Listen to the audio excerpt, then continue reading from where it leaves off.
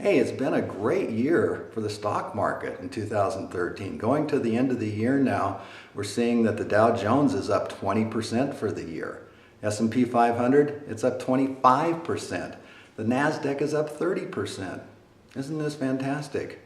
Also, we found that since March 2009, the last 3.5 years, the S&P 500 has more than doubled. It's at 109% higher than it was back in March of 2009.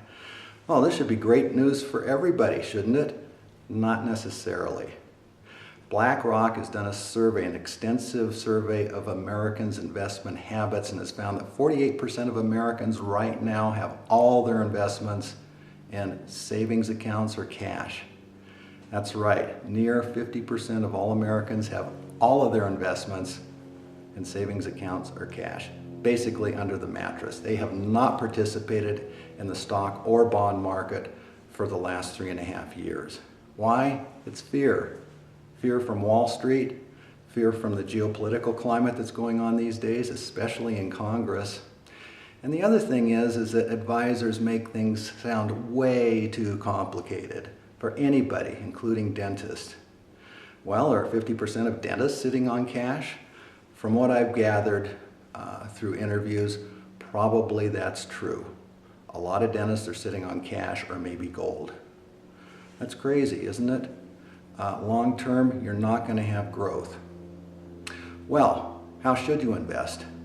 The academic advisors that I read and the ones that are really on your side say you should always have at least 35% of your funds in stocks, even in retirement. Pre-retirement, you're going to usually want more than that because long-term you can handle the risk and it provides much more growth. So you always should have stock exposure. The rest should be in bond funds. Well, how much cash should you have? 0 to 5% for long-term savings. What about not long-term savings? Well, we talk about an emergency fund, which should be 6 months of your normal personal spending. How much is that?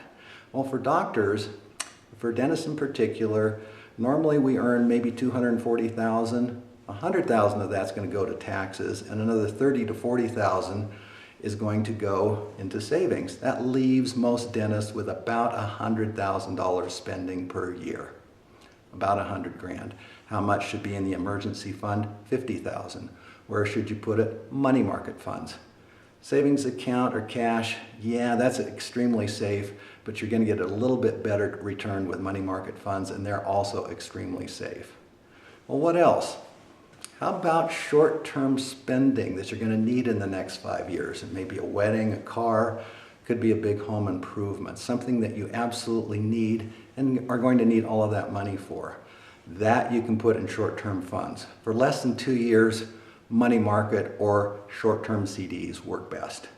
For up to 5 years, you can go into a total bond market fund.